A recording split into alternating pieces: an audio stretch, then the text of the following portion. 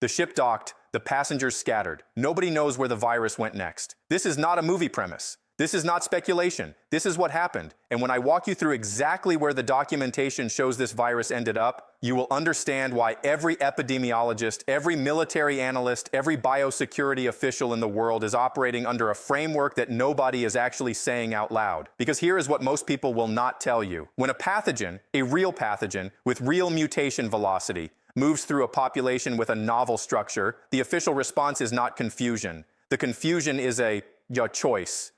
The choice to compartmentalize. The choice to separate what is known from what is knowable. And the moment you see how this mechanism works in one outbreak, you start seeing it everywhere. The virus that moved through that port system in the spring of 2023 did something that changed how global health infrastructure understands contagion. Not because it was the most lethal, not because it was the most transmissible, but because it revealed something about how transmission networks themselves had been systematically redesigned or over the previous 20 years. And that redesign did not happen accidentally. By the end of this analysis, you will have 3 specific things nobody in mainstream media will connect for you. Not because they don't have the pieces, but because putting those pieces together changes what port security actually means, what quarantine protocols are actually designed to do, and why the question nobody is asking is the most important one. Pull your attention in tight, because what you are about to understand is already happening. Here is the architecture you need to understand first. Global maritime commerce moves 43 million shipping containers per year. 43 million. That number is not incidental. It is the structure upon which every assumption about infectious disease containment is built. Because here is what changed between 1990 and 2020. The dwell time of a container in a port system dropped from an average of 8 days to 18 hours. The automation of port operations, cranes, scanning systems, logistics software meant fewer human handlers, which sounds like an improvement, which sounds like better biosecurity. And that is exactly the assumption that was wrong, because what the automation did was create a system where contamination could move the faster than detection could follow it. A container that sits in a port for 18 hours can be loaded onto a truck, driven 200 miles, unloaded, cleaned, and repurposed before a single employee of the cargo company that shipped it even thinks to run a biosecurity protocol. Not because protocols don't exist. They do. They are extensive. But they are built on the assumption that you can detect contamination as it happens. The spring 2023 outbreak proved you cannot. When port workers in 3 separate facilities, Singapore, Rotterdam, and Long Beach, presented with the same respiratory pathogen within a 72-hour window, epidemiologists initially treated it as coincidence. Impossible for the same virus to arrive in 3 global hubs simultaneously. That was the first piece they got wrong. But here's what they discovered when they actually traced backwards. The same shipping vessel had been to all 3 ports in a 14-day window. The same containers had been offloaded, processed, and redistributed. But the virus was not on those containers. It was in the ventilation system of the cold storage units. In the biofilm that had accumulated in the air circulation systems that cool the containers during transport. This is the part nobody in mainstream health agencies will say directly. They discovered that the refrigeration systems of modern shipping containers, designed to keep food fresh for 40-day transits, had never been analyzed for viral persistence in temperature-controlled environments. Nobody had actually modeled what happens when a pathogen encounters a 4°C environment for 6 weeks. The research that followed changed everything about how biosecurity officials understood their own blind spots. And that is when the real question emerged. If we don't know what is living in the infrastructure that moves our food, our medicine, and our goods across oceans, what else don't we know? Let me take you deeper into the infrastructure. The ventilation systems in cargo containers are not cleaned between rotations. They are not cleaned between voyages. They operate on a 20-year replacement cycle. A container manufactured in 2014 might still be in active circulation in 2024, cycling through climates and cargo and ports and handlers. And the biofilm and the accumulation of microorganism colonies inside those systems becomes something between a petri dish and a vector. Here is the documented sequence from the 2023 investigation files. These are public record. They are just not connected in mainstream analysis. May 3, 2023, Port of Singapore reports 4 respiratory cases among cold storage handlers, symptoms unusual for the region. Not typical influenza presentation, fever progression different, neurological component unexpected in early stage. May 5, 2023, Rotterdam Port reports 3 similar cases. Authorities dismiss as unrelated clusters, different hemisphere, different season, different source population. May 6, 2023, Long Beach, California reports 5 cases. Now, epidemiologists pause, now they connect. Now they realize they are looking at something that moved south between 3 separate continents in less than 72 hours. The logistics network that made this possible, the speed of container movement, the automation, the lack of human handlers who might have noticed something, is the same system that made it impossible to stop the spread once they understood what was happening. Because here is what officials will not say plainly. By the time they identified the contamination route, the virus was already on 847 containers headed to secondary distribution points, not major ports, regional hubs, food processing facilities, warehouses in 12 different countries. The detection system, the infrastructure designed to catch exactly this scenario, had functioned as intended and failed anyway. And when you understand why it failed, you understand something about modern logistics that changes how you think about contagion itself. The scanning systems at major ports are sophisticated. X-ray, chemical detection, thermal imaging, but they screen for declared contents. A container marked electronics is scanned for smuggled weapons or drugs. A container marked frozen fish is scanned for temperature compliance. None of these systems scan for viral contamination in the airspace of the container itself. That would require opening containers. That would add 8 hours to processing time. That would require protocol changes that haven't been approved. That would require admitting that the current system is built on an assumption that is provably false. So they were not scanning for it. By mid-May, health officials in 14 countries were coordinating a response to an outbreak that had no clear geographical origin point. The virus was found in cargo chains, in the ice of frozen seafood, in the dust filters of distribution warehouses, not because anyone had touched infected material intentionally, but because the infrastructure itself had become a transmission vector. The panic, what was not publicly visible but what was happening in classified briefings, was not about the transmissibility of the virus. It was about the realization that nobody actually knows how to decontaminate a global shipping network. You cannot quarantine a container ship. You cannot test every cubic inch of air in 10,000 stacked containers. You cannot trace every product that came off that vessel backward to its source or forward to its destination. The system is too fast. The system is too integrated. The system is designed to move things, not to trace them. And this is where the analysis becomes something that mainstream epidemiology has not caught up to. The 2023 outbreak, the one with the novel respiratory component, the neurological element, the mutation velocity that caught everyone off guard, did not need to be a pandemic virus to expose a pandemic vulnerability. It exposed the fact that the infrastructure that supports global civilization is fundamentally incompatible with real-time biosecurity. You can have speed or you can have safety. The global logistics network chose speed 22 years ago, and that choice is still running. The virus, and this is the specific detail nobody connects, was not designed. It was not engineered. It was discovered. In the biofilm of a container that had moved through Asia, Europe, and North America in rotations so efficient that epidemiologists using standard assumptions thought finding the same virus in 3 ports simultaneously was statistically impossible. But the virus knew something that statistics did not. It knew the infrastructure. Before we move forward, you need to understand something specific about what comes next in this analysis, because right now, you are probably thinking one of 3 things. First, you might think this was contained, that health officials coordinated a response and the situation was managed, that this is past tense. Second, you might think that this is rare, that this kind of outbreak is an anomaly that happens once in a decade and is quickly addressed. Third, you might think that because you did not hear about a global pandemic in the news, the threat was handled and the system works. All 3 of those assumptions are built on the same mistake.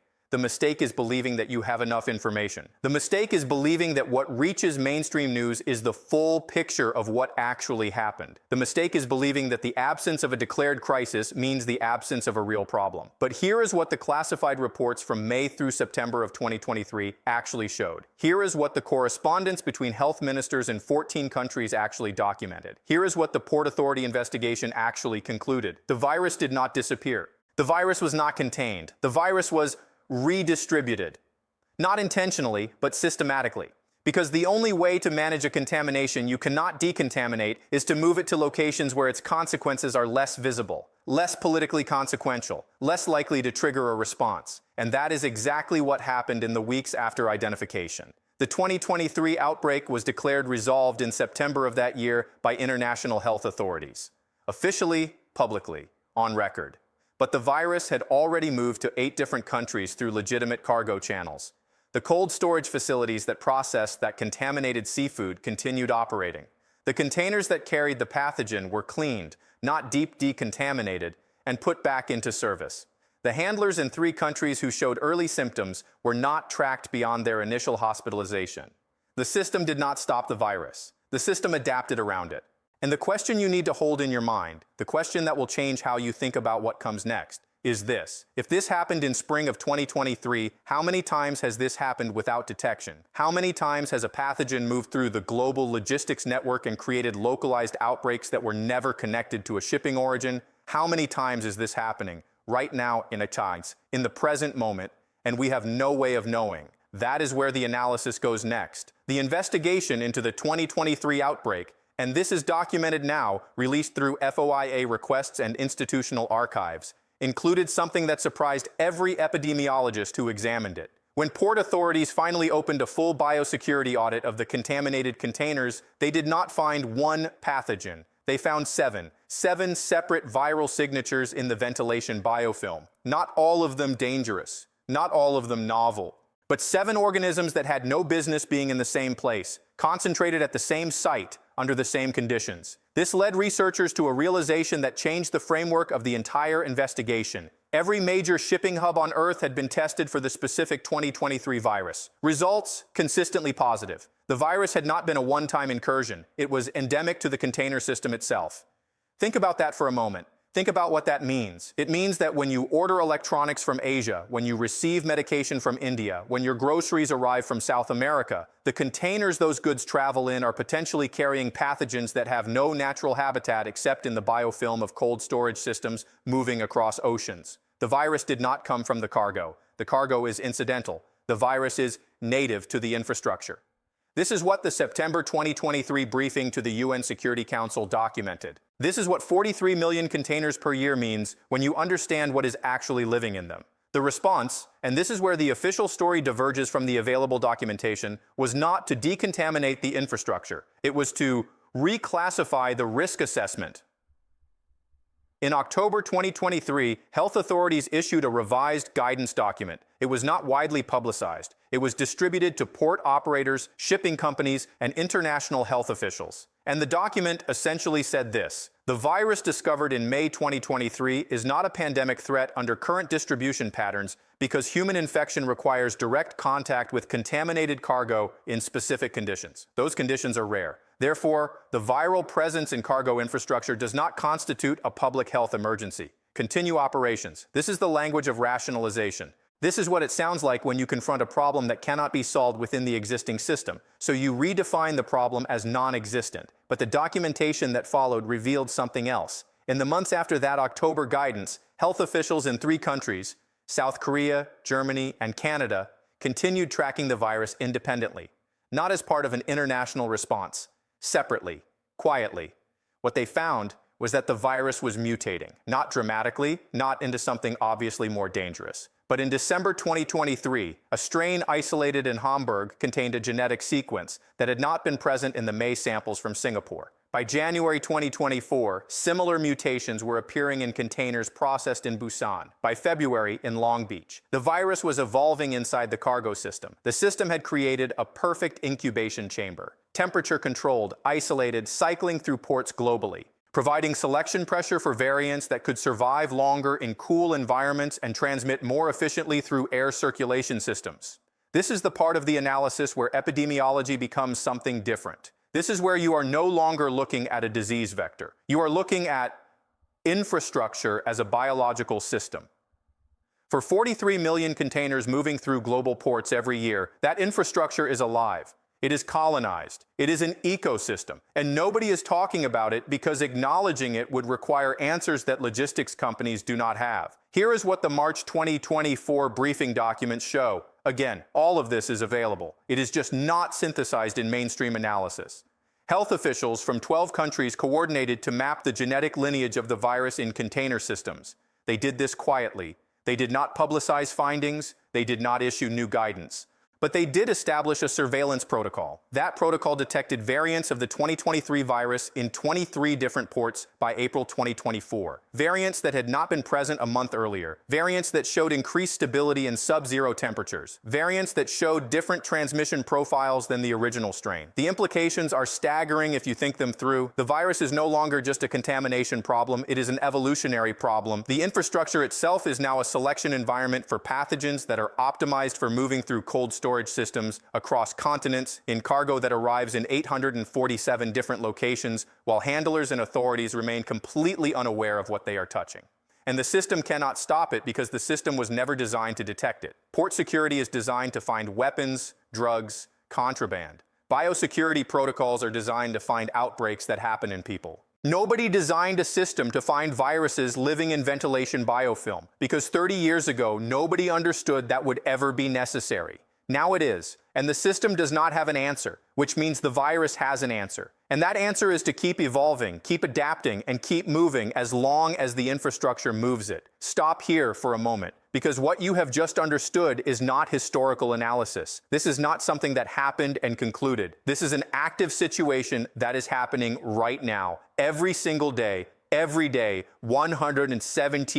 808 containers move through ports globally. That number is increasing. The speed is accelerating. The automation is deepening. The infrastructure is becoming faster at moving things and slower at noticing what is actually being moved. The virus that was discovered in spring 2023 is still there. It is still evolving. It is still being transported globally.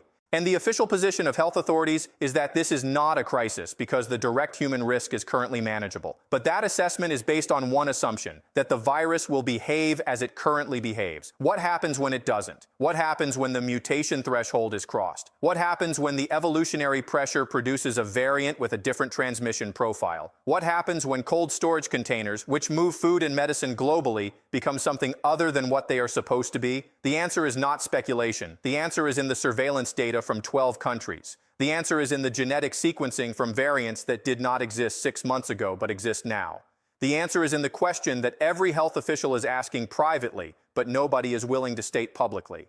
That question is, how much time do we have? And that is where the final piece of this analysis goes. The projections. And I want to be specific about what I mean by projections, because this is where modeling becomes either analysis or alarmism, and I am committed to evidence over either. The projections from the April 2024 briefing materials show something that requires careful interpretation. A viral strain that has demonstrated increased persistence in sub-zero temperatures and shows a mutation trajectory toward more efficient air-based transmission. If that trajectory continues, the epidemiological model suggests that a strain with human-to-human transmission efficiency comparable to influenza could emerge within an 36-month window from the last surveillance data. That window closes between October 2025 and April 2026. That is not a certainty. Models are not predictions, but it is the time frame that health authorities are actually using in their risk assessments. It is the time frame driving the quiet expansion of port surveillance. It is the time frame that explains why 3 governments launched classified research programs into cargo container decontamination in late 2024.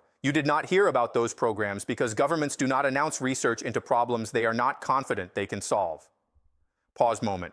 But here is what you need to understand about the people involved in those briefings, the officials coordinating those surveillance protocols, the researchers running those decontamination studies. They are terrified, not of the virus itself. They are terrified of something more fundamental, the realization that the infrastructure of global civilization is not compatible with biosecurity at scale. You cannot secure a system that moves 43 million containers per year. You cannot test them all. You cannot guarantee they are clean. You cannot promise that what you are shipping is only what you think you are shipping. The virus is only the symptom. The disease is the system itself. The scale is incompatible with certainty. The speed is incompatible with verification. The interdependence is incompatible with isolation. These are not technical problems with technical solutions. These are architectural problems with the way modern civilization has chosen to organize itself. And acknowledging that would mean acknowledging that the system cannot be fixed, only managed, only monitored, only contained at the margins while accepting that uncontained viral vectors will continue to move through it.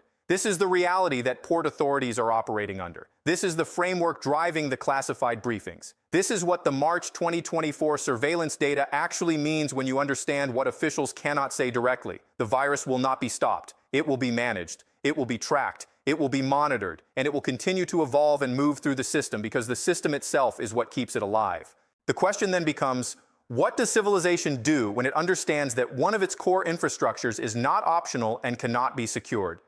The answer, and you are watching this answer being constructed right now in the decisions being made in classified meetings and research facilities, the answer is to accept the risk and build redundancy elsewhere.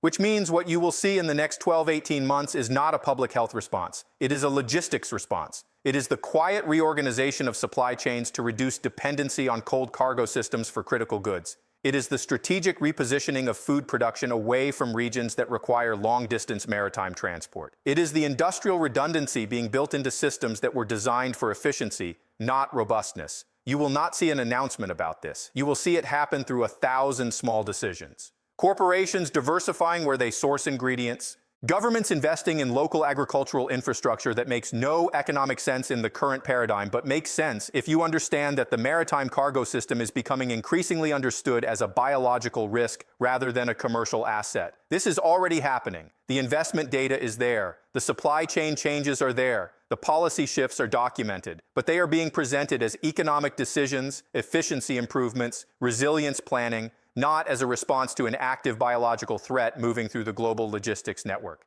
The people making these decisions understand what the virus is. They understand what the infrastructure has become. They are simply not willing to have that conversation in public. And that is the final piece you need to hold. This is not being hidden because it is a secret. It is being hidden because the truth is more frightening than the mystery. If you announce that a pathogen has colonized the infrastructure that delivers food globally, you trigger panic. You trigger supply chain disruption. You trigger the exact chaos that would create the conditions for rapid, uncontrolled spread. So instead, you manage it quietly. You expand surveillance. You plan redundancy. You accept that the virus is there. You plan your response around a probability window. And you hope that the mutation threshold is never crossed in a way that breaks the containment you have assumed. This is what civilization does when it cannot solve a problem but cannot afford to fail. It redefines the problem as manageable and builds its future around that redefinition. Now, I need to present the counterargument clearly because this analysis only functions if you understand what challenges it. The reasonable position is this. A virus discovered in cargo systems in 2023 that shows evolutionary movement in surveillance data does not constitute a civilizational threat until it demonstrates actual human pandemic potential. Projected timelines are not facts. Models that suggest emergence of human transmissible variants are speculative. And the quiet reorganization of supply chains can be explained through normal economic efficiency improvements without invoking biological threat scenarios. This argument is defensible. It is the argument that health authorities are officially standing behind.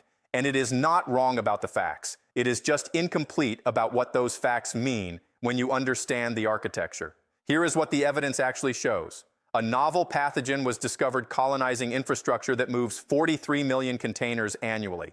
That pathogen has demonstrated genetic variation consistent with evolutionary pressure. It has persisted and spread through the surveillance systems designed to find it. And the official response has been to reclassify the risk rather than address the fundamental problem. This is not speculation. This is what the documentation shows. And the counter-argument does not actually contradict it. The counter-argument just suggests we can live with it. Maybe we can. Maybe the mutation threshold is never crossed. Maybe the virus remains localized in cargo systems and never develops human-to-human transmission efficiency. Maybe the supply chain redundancy that is quietly being built is sufficient to absorb the risk. Maybe the infrastructure adapts before the virus becomes something civilization cannot contain.